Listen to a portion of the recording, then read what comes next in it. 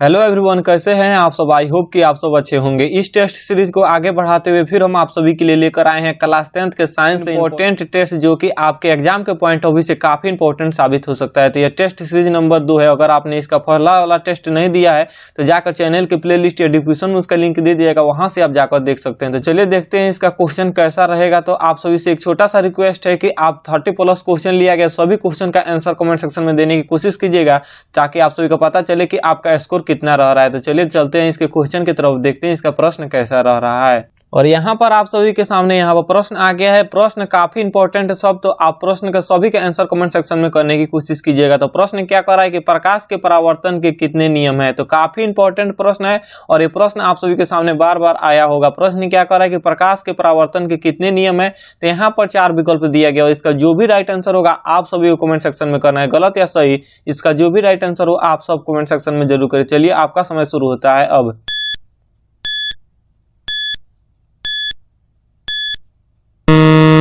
तो I hope कि आप सभी ने इसका आंसर कर दिया होगा। प्रकाश के परावर्तन के कितने नियम होते हैं, तो 2 नियम होते हैं। इसका बी नंबर ऑप्शन बिल्कुल राइट आंसर। अगर आप सभी को जहां पर भी इसका ऑप्शन देखे 2 नंबर, उस पर टिक करना है, उसके बाद आगे बढ़ देना। फिर इसका अगला प्रश्न यहाँ पर, ये भी काफी इंपॉर्टेंट प्रश्न है। तो प्रश्न क्या कर रहा है कि वायु में गमन करती प्रकाश की एक किरण जल में तैरती प्रवेश करती है, तो यह किरण क्या कहलाती है। तो यहाँ पर 4 विकल्प दिया गया और फिर से प्रश्न मैं रिपीट कर रहा हूँ कि वायु में गमन करती प्रकाश की एक किरण जल में तिरछी प्रवेश करती है, तो वह किरण क्या है। तो यहाँ पर 4 विकल्प दिया गया और इसका जो भी राइट आंसर होगा आप सभी को कमेंट सेक्शन में करना है। तो चलिए आपका समय शुरू होता है अब।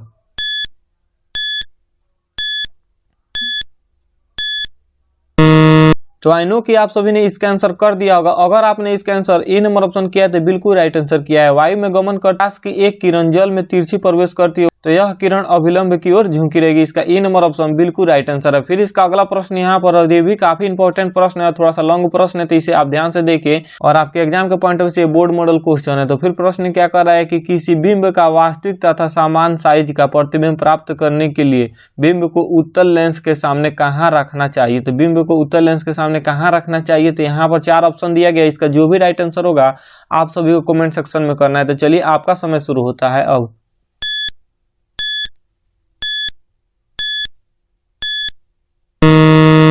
तो अगर आपने इसका आंसर बी नंबर ऑप्शन किया है तो बिल्कुल राइट आंसर किया है। लेंस के फोकस दूरी की दुगुनी दूरी पर, लेंस के फोकस दूरी के दुगुनी दूरी पर रखना चाहिए। इसका बी नंबर ऑप्शन बिल्कुल राइट आंसर है। फिर इसका अगला प्रश्न यहाँ पर, ये भी काफी इंपॉर्टेंट है। तो प्रश्न क्या कर रहा है, किसी कार का अग्रदीप में प्रयुक्त दर्पण निम्नलिखित में से होता है। तो निम्नलिखित में से कौन होता है। तो यहाँ पर 4 विकल्प दिया गया। इसका जो भी राइट आंसर होगा आप सभी को कमेंट सेक्शन में करना है। तो चलिए आपका समय शुरू होता है अब।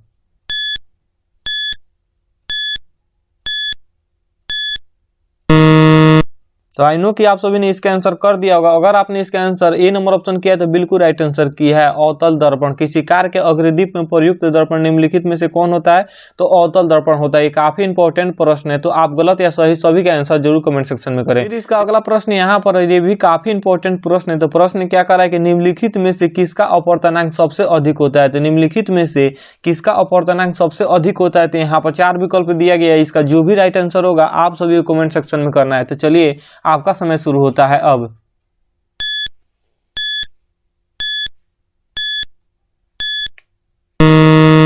तो आई नो कि आप सभी ने इसका भी आंसर कर दिया होगा। अगर आपने इसका आंसर डी नंबर ऑप्शन किए तो बिल्कुल राइट आंसर किए। किसका अपवर्तनांक सबसे अधिक होता है। तो हीरा का अपवर्तनांक सबसे अधिक होता है। इसका डी नंबर ऑप्शन बिल्कुल राइट आंसर है। फिर इसका अगला प्रश्न यहाँ पर, और ये भी काफी इंपॉर्टेंट है। तो प्रश्न क्या कर रहा है कि निम्नलिखित में से कौन सा लेंस का आवर्धन m होता है। तो यहाँ पर 4 विकल्प दिया गया। इसका जो भी राइट आंसर होगा आप सभी को कमेंट सेक्शन में करना। चलिए आपका समय शुरू होता है अब।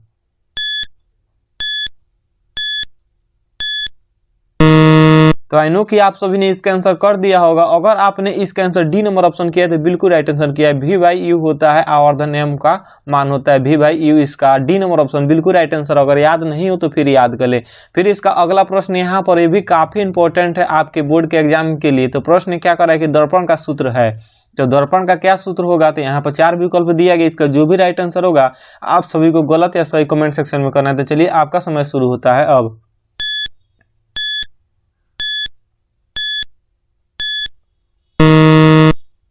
तो दर्पण के लिए सूत्र क्या होगा, तो इसका राइट आंसर अगर आपने ए नंबर ऑप्शन किया है तो बिल्कुल राइट आंसर किया है, 1/v प्लस 1/u बराबर 1/f होता है। इसका ए नंबर ऑप्शन बिल्कुल राइट आंसर है। फिर इसका अगला प्रश्न यहाँ पर, और ये भी काफी इंपॉर्टेंट है, तो प्रश्न क्या करा कि निम्नलिखित में से किस माध्यम में प्रकाश की चाल सबसे अधिक होती है। तो निम्नलिखित में से किस माध्यम में प्रकाश की चाल सबसे अधिक होती है, तो यहाँ पर 4 विकल्प दिया गया और ये भी काफी इंपॉर्टेंट प्रश्न है। जो भी राइट आंसर होगा आप सभी को कमेंट सेक्शन में करना है। तो चलिए आपका समय शुरू होता है अब।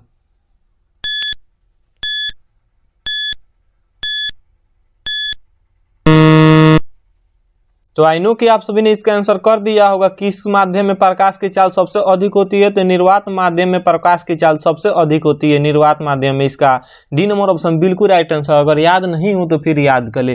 फिर इसका अगला प्रश्न यहाँ पर, ये भी काफी इंपॉर्टेंट है। तो प्रश्न क्या करा है कि प्रकाश की किरणें गमन करती है, तो प्रकाश की किरणें कहाँ पर गमन करती है, सीधी रेखा में गमन करती है या तिरछी रेखा में गमन करती है, किसी भी दिशा में, या इनमें से कोई नहीं। इसका जो भी राइट आंसर होगा आप सभी को कमेंट सेक्शन में गलत या सही करना है। तो चलिए आपका समय शुरू होता है अब।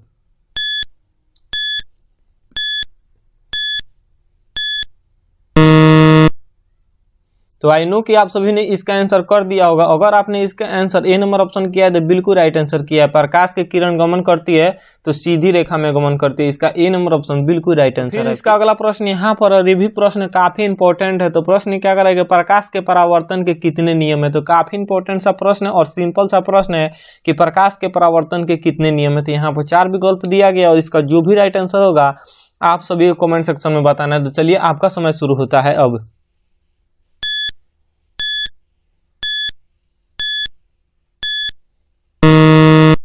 तो प्रकाश के परावर्तन के कितने नियम है, अगर आपने इसका आंसर बी नंबर ऑप्शन किए तो बिल्कुल राइट आंसर किए। प्रकाश का परावर्तन के कितने नियम होते हैं, तो मात्र 2 नियम होते हैं। इसका बी नंबर ऑप्शन बिल्कुल राइट आंसर। अगर याद नहीं हो तो फिर याद कर लो। और इस प्रश्न में कोई भी डाउट या कंफ्यूजन हो तो आप वीडियो या कमेंट सेक्शन में पूछ सकते हैं और हम बताने की जरूर कोशिश करेंगे। तो आपको कोई भी डाउट या कंफ्यूजन हो तो पूछ सकते हैं। फिर बढ़ते हैं इसके अगले प्रश्न की तरफ। तो इसका अगला प्रश्न यहाँ पर, और प्रश्न ये भी काफी इंपॉर्टेंट है। तो प्रश्न को आप ध्यान से देखिएगा क्योंकि ये 2018 में पूछा गया प्रश्न है। तो प्रश्न क्या करा है कि दंत विशेषज्ञ किस दर्पण का प्रयोग मरीजों के दांतों को बड़ा प्रतिबिंब देखने के लिए करते हैं। तो दंत विशेषज्ञ होते हैं जो कि किस दर्पण का प्रयोग करते हैं जो कि मरीजों का जो दांत होता है वो उनको बड़ा दिखाई दे या बड़ा प्रतिबिंब बने। तो यहाँ पर 4 विकल्प दिया गया। इसका जो भी राइट आंसर होगा आप सभी कमेंट सेक्शन में करना है। तो चलिए आपका समय शुरू होता है अब।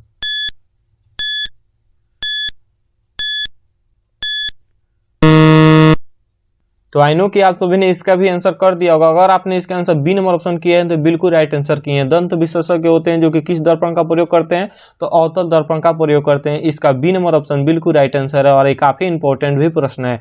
फिर इसका अगला प्रश्न यहाँ पर, प्रश्न काफी ये भी इंपॉर्टेंट है। तो प्रश्न क्या कर रहा है कि कौन सा लेंस अपसारी लेंस भी कहलाता है। तो कौन सा लेंस अपसारी लेंस भी कहलाता है। तो यहाँ पर 4 लेंस का ऑप्शन में दिया गया और इसमें से आप सभी को कमेंट सेक्शन में इसका आंसर बताना है। तो गलत या सही जो भी आंसर हो आप कमेंट सेक्शन में जरूर करें।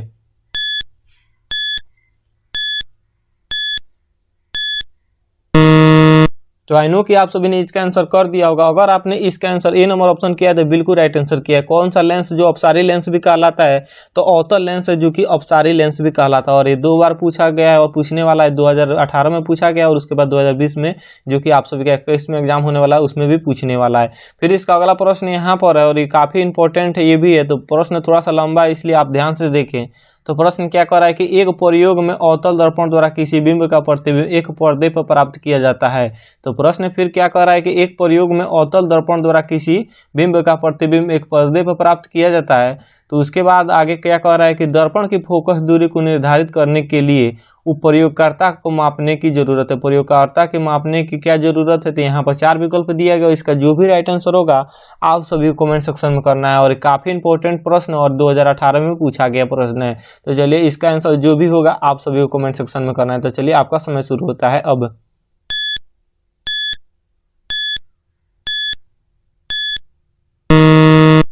तो दर्पण की फोकस दूरी निर्धारित करने के लिए प्रयोगकर्ता का मापने की क्या जरूरत है। तो दर्पण तथा पर्दे के बीच की दूरी मापने की जरूरत है। इसका ए नंबर ऑप्शन बिल्कुल राइट आंसर। अगर याद नहीं हो तो फिर याद कर ले। फिर इसका अगला प्रश्न यहाँ पर है और ये भी काफी इंपॉर्टेंट है। तो प्रश्न क्या कर रहा है कि गोलीय दर्पण के परावर्तक पृष्ठ की वृत्ताकार सीमा रेखा का व्यास कहलाता है। तो गोलीय दर्पण के परावर्तक पृष्ठ की वृत्ताकार सीमा रेखा का व्यास कहलाता है, क्या कहलाता है।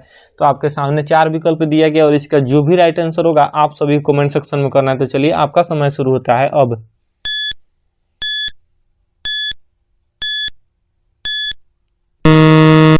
तो अगर आपने इसका आंसर ए नंबर ऑप्शन किया है तो बिल्कुल राइट आंसर किया। गोलीय दर्पण के परावर्तक पृष्ठ के वृत्ताकार सीमा रेखा का व्यास क्या कहलाता है? तो मुख्य फोकस कहलाता है। इसका ए नंबर ऑप्शन बिल्कुल राइट आंसर। अगर याद नहीं हो तो फिर याद। फिर इसका अगला प्रश्न यहाँ पर, प्रश्न काफी इंपॉर्टेंट है। तो प्रश्न क्या कर रहा है कि यदि किसी बिंब का प्रतिबिंब का आवर्धन ऋणात्मक है तो उस प्रतिबिंब का प्राकृतिक होगी। तो यदि किसी बिंब का प्रतिबिंब का आवर्धन ऋणात्मक है तो उस प्रतिबिंब की प्रकृति क्या होगी? तो यहाँ पर 4 विकल्प इसका भी दिया गया और इसका जो भी राइट आंसर होगा आप सभी को कमेंट सेक्शन में करना है। तो चलिए आपका समय शुरू होता है अब।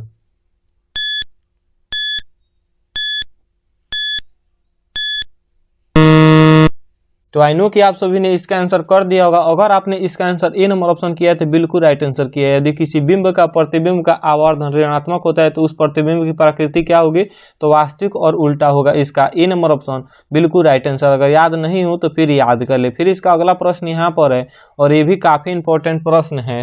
तो प्रश्न क्या कह रहा है कि निम्नलिखित में से किस लेंस की फोकस दूरी धनात्मक होती है? तो निम्नलिखित में से किस लेंस की फोकस दूरी धनात्मक होती है? तो यहाँ पर 4 विकल्प दिया गया और काफी इंपॉर्टेंट प्रश्न है। तो इसका आंसर आप कमेंट सेक्शन में जरूर करें, गलत या सही।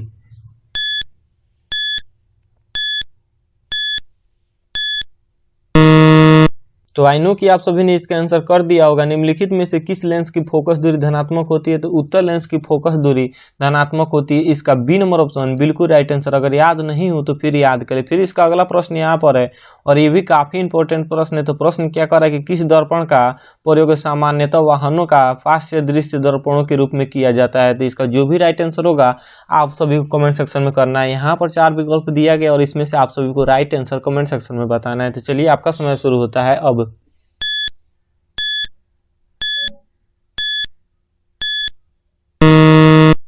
तो आई नो कि आप सभी ने इसका आंसर कर दिया होगा। अगर आपने इसका आंसर सी नंबर ऑप्शन किया है तो बिल्कुल राइट आंसर किया है। किस दर्पण का प्रयोग सामान्यतः वाहनों का पार्श्व दृश्य दर्पणों के रूप में किया जाता है?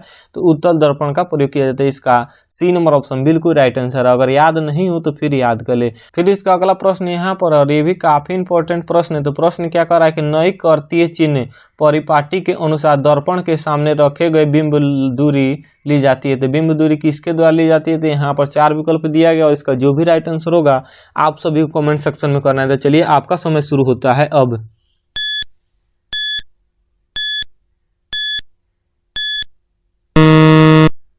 तो आई होप कि आप सभी ने इसका भी आंसर कर दिया होगा। अगर आपने इसका आंसर बी नंबर ऑप्शन किया है तो बिल्कुल राइट आंसर किए हैं। नई कर्तीय चिन्ह परिपट्टी के अनुसार दर्पण के सामने रखे गए बिंब दूरी ली जाती है तो ऋणात्मक दूरी ली जाती है। इसका बी नंबर ऑप्शन बिल्कुल राइट आंसर। अगर याद नहीं हो तो फिर याद कर ले। फिर इसका अगला प्रश्न यहाँ पर है और ये भी काफी इंपॉर्टेंट है। तो प्रश्न क्या कह रहा है कि टिंडल प्रभाव प्रकाश के कौन सी परिघटना को प्रदर्शित करती है? तो टिंडल प्रभाव प्रकाश की कौन सी परिघटना को प्रदर्शित करती है? तो ये भी काफी इंपॉर्टेंट है और यहाँ पर 4 विकल्प दिया गया। इसका जो भी राइट आंसर होगा आप सभी कमेंट सेक्शन में करना है। तो चलिए आपका समय शुरू होता है अब।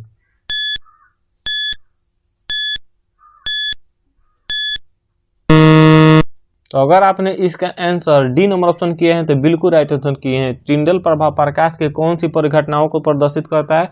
तो प्रकाश के प्रकीर्णन के परिघटनाओं को प्रदर्शित करता है। इसका डी नंबर ऑप्शन बिल्कुल राइट आंसर होगा, प्रकाश का प्रकीर्णन। अगर आपको इसमें भी कोई आपको डाउट या कंफ्यूजन हो किसी भी प्रश्न में और किसी भी प्रश्न में तो आप कमेंट सेक्शन में पूछ सकते हैं, हम बताने की कोशिश जरूर करेंगे। फिर इसका अगला प्रश्न को देख लेते हैं। अगला प्रश्न यहाँ पर है और प्रश्न ये भी काफी इंपॉर्टेंट है। सभी आपके एग्जाम के पॉइंट ऑफ से प्रश्न काफी इंपॉर्टेंट है। तो अभी तक आपने वीडियो को लाइक नहीं किए तो लाइक कर दे और दोस्तों के साथ शेयर करना ना भूले ताकि वो भी इस सेशन में पार्टिसिपेट कर सके। तो चलिए यहाँ पर इसका अगला प्रश्न है और प्रश्न क्या कर रहा है कि निम्न में से किस माध्यम में प्रकाश की चाल अधिकतम है? तो निम्न में से किस माध्यम में प्रकाश की चाल अधिकतम है? तो यहाँ पर 4 विकल्प दिया गया और इसका जो भी राइट आंसर होगा आप सभी कमेंट सेक्शन में करना है। तो चलिए आपका समय शुरू होता है अब।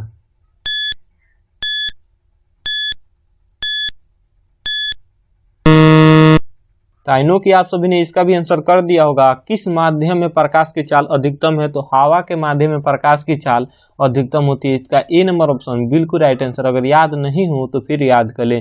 फिर इसका अगला प्रश्न यहाँ पर ये भी काफी इंपॉर्टेंट प्रश्न है। तो प्रश्न क्या करेगा कि किसी लेंस द्वारा उत्पन्न आवर्धन का एसआई मात्रक है। तो किसी लेंस द्वारा उत्पन्न आवर्धन का एसआई मात्रक क्या है? तो आपके सामने 4 विकल्प दिया गया और इसका जो भी राइट आंसर होगा आप सभी कमेंट सेक्शन में करना है। तो चलिए आपका समय शुरू होता है अब। तो आई नो कि आप सभी ने इसका आंसर कर दिया होगा। अगर आपने इसका आंसर डी नंबर ऑप्शन किए हैं तो बिल्कुल राइट आंसर किए हैं। मात्रक विहीन किसी लेंस द्वारा उत्पन्न आवर्धन का ऐसा मात्रक क्या होता है, तो मात्रक विहीन होता है। इसका डी नंबर ऑप्शन बिल्कुल राइट आंसर है। फिर इसका अगला प्रश्न यहाँ पर, प्रश्न काफी इंपॉर्टेंट है, तो प्रश्न को आप ध्यान से देखिएगा। प्रश्न क्या कर रहा है कि प्रकाश स्रोत के सामने एक हरे रंग की छड़ी को खड़ा कर रख देने पर उसकी छाया कैसी बनेगी। तो हरे रंग की छड़ी को प्रकाश स्रोत के सामने रख देने पर उसकी छाया कैसी बनेगी, तो यहाँ पर 4 विकल्प दिया गया और इसका जो भी राइट आंसर होगा आप सभी को कमेंट सेक्शन में बताना है। तो चलिए आपका समय शुरू होता है। अब इसका आंसर जो भी हो कमेंट सेक्शन में जरूर आप बताइए। तो यहाँ पर 4 विकल्प दिया गया और आपका आंसर कमेंट सेक्शन में करना है।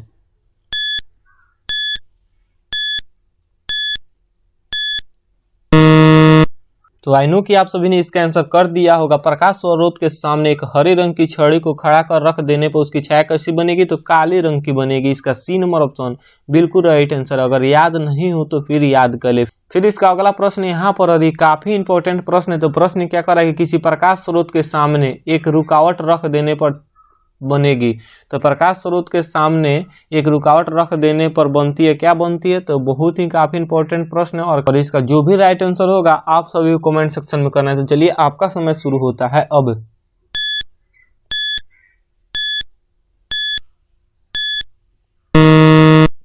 तो प्रकाश स्रोत के सामने एक रुकावट रख देने पर छाया कैसी बनेगी, तो यहाँ पर ये नंबर और इसका डी नंबर ऑप्शन बिल्कुल राइट आंसर होगा। छाया भी बनेगी और उप छाया भी बनेगी। इसका डी नंबर ऑप्शन बिल्कुल राइट आंसर, इसलिए इसका ए नंबर और बी नंबर दोनों।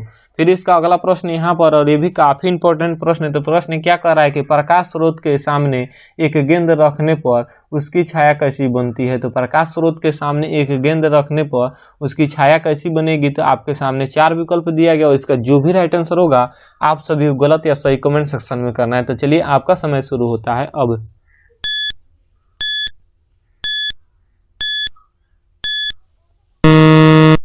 तो आई नो कि आप सभी ने इसका भी आंसर कर दिया होगा। अगर आपने इसका आंसर बी नंबर ऑप्शन किए हैं तो बिल्कुल राइट आंसर किए हैं। प्रकाश स्रोत के सामने एक गेंद रखने पर उसकी छाया कैसी बनती है, तो वृत्ताकार बनती है। इसका बी नंबर ऑप्शन बिल्कुल राइट आंसर। अगर याद नहीं हो तो फिर याद कर ले। फिर इसका अगला प्रश्न यहाँ पर, और ये भी काफी इंपॉर्टेंट है। तो प्रश्न क्या कर रहा है कि दृष्टि के भौतिक अनुभूति को कहा जाता है। तो दृष्टि के भौतिक अनुभूति को कहा जाता है, क्या कहा जाता है, तो आपके सामने 4 विकल्प दिया गया और इसका जो भी राइट आंसर होगा आप सभी को कमेंट सेक्शन में करना है। तो चलिए आपका समय शुरू होता है अब।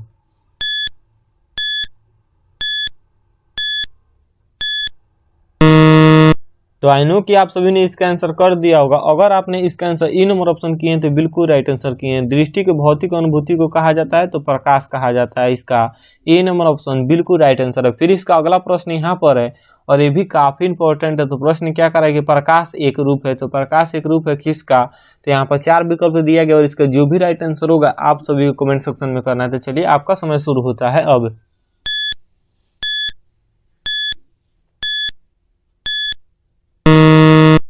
तो आपने अगर इसका आंसर बी नंबर ऑप्शन किए हैं तो बिल्कुल राइट आंसर किए हैं। प्रकाश का रूप है क्या, तो ऊर्जा का रूप है। इसका बी नंबर ऑप्शन बिल्कुल राइट आंसर है। अगर याद नहीं हो तो फिर याद कर ले। फिर इसका अगला प्रश्न यहाँ पर है और ये भी काफी इंपॉर्टेंट है। तो प्रश्न क्या कर रहा है कि शीशा या कांच किस प्रकार का माध्यम है। तो शीशा या कांच किस प्रकार का माध्यम है, तो यहाँ पर 4 विकल्प इसका भी दिया गया और इसका जो भी राइट आंसर होगा आप सभी को कमेंट सेक्शन में करना है। तो चलिए आपका समय शुरू होता है अब।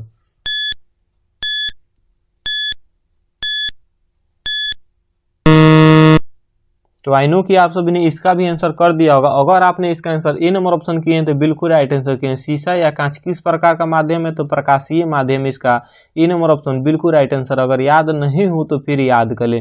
फिर इसका अगला प्रश्न यहाँ पर, और ये भी काफी इंपॉर्टेंट प्रश्न है। तो प्रश्न क्या कर रहा है कि कांच की सिल्ली से पार करने वाली प्रकाश किरण में पैदा होता है। तो क्या पैदा होता है, तो आपके सामने 4 विकल्प दिया गया और इसका जो भी राइट आंसर होगा आप सभी को गलत या सही कमेंट सेक्शन में करना है। तो चलिए आपका समय शुरू होता है अब।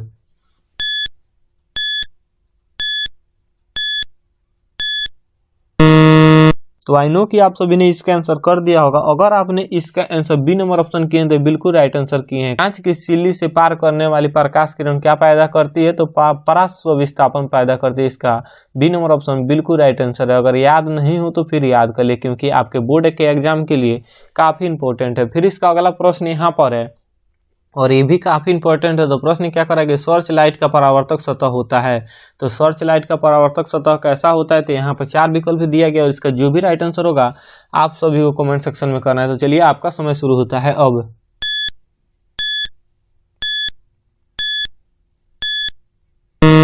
तो आई नो कि आप सभी ने इसका आंसर कर दिया होगा। अगर आपने इसका आंसर बी नंबर ऑप्शन किए तो बिल्कुल राइट आंसर किए। सर्च लाइट का परावर्तक सतह कैसा होता है, तो अवतल होता है। इसका बी नंबर ऑप्शन बिल्कुल राइट आंसर। अगर याद नहीं हो तो फिर याद कर ले।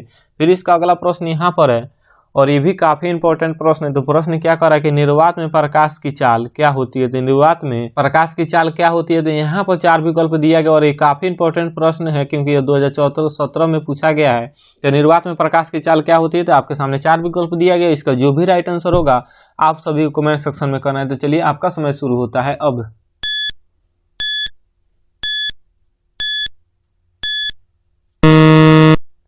तो आई नो कि आप सभी ने इसका आंसर कर दिया होगा। अगर आपने इसका आंसर ए नंबर ऑप्शन किए तो बिल्कुल राइट आंसर किए। निर्वात में प्रकाश की चाल क्या होती है, तो 3 × 10⁸ मीटर सेकंड होता है, प्रति सेकंड होता है। इसका ए नंबर ऑप्शन बिल्कुल राइट आंसर है। अगर प्रश्न पूछे कि निर्वात में प्रकाश की चाल क्या होती है, तो अगर आपको जहां पर भी ऑप्शन दिखे 3 × 10⁸ प्रति मीटर सेकंड, तो इस पर टिक करना है। उसके बाद आप सभी को आगे बढ़ जाना है। फिर इसका अगला प्रश्न यहाँ पर है और ये भी काफी इंपॉर्टेंट प्रश्न है। तो प्रश्न क्या करेगा, प्रकाश के किरणों के सरल रैखिक गमन का अनुप्रयोग है। तो प्रकाश के किरणों को सरल रैखिक गमन करने का अनुप्रयोग है किसके द्वारा, तो यहाँ पर 4 विकल्प दिया गया। इसका जो भी राइट आंसर होगा आप सभी को कमेंट सेक्शन में बताना है। तो चलिए आपका समय शुरू होता है अब।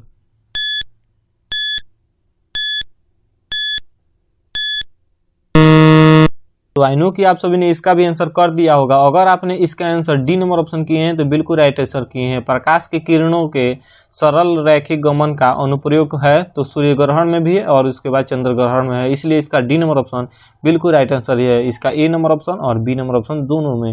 फिर इसका अगला प्रश्न यहाँ पर और ये भी काफी इंपॉर्टेंट प्रश्न है।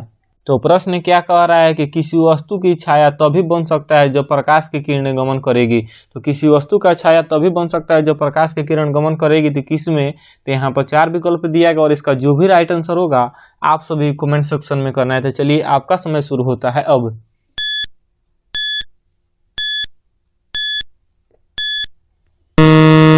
तो आई नो कि आप सभी ने इसका आंसर कर दिया होगा। अगर आपने इसका आंसर ए नंबर ऑप्शन किए हैं तो बिल्कुल राइट आंसर किए हैं। किसी वस्तु की छाया तभी बन सकता है जब प्रकाश की किरण सीधी रेखा में गमन कर रही होगी, तो इसका ए नंबर ऑप्शन बिल्कुल राइट आंसर। अगर याद नहीं हो तो फिर याद कर ले। फिर इसका अगला प्रश्न यहाँ पर है और ये काफी इंपॉर्टेंट प्रश्न क्या कह रहा है कि किसी दर्पण या चिकने तल पर प्रकाश की किरण अपतित होने पर परावर्तन होता है। तो कहाँ पर परावर्तन होता है, तो यहाँ पर 4 विकल्प दिया गया है और प्रश्न फिर से रिपीट कर रहा हूँ कि किसी दर्पण या चिकने तल पर प्रकाश की किरणें अपतित होने पर परावर्तन होता है। तो यहाँ पर 4 विकल्प दिया गया। इसका जो भी राइट आंसर हो आप सभी कमेंट सेक्शन में करना है। तो चलिए आपका समय शुरू होता है अब।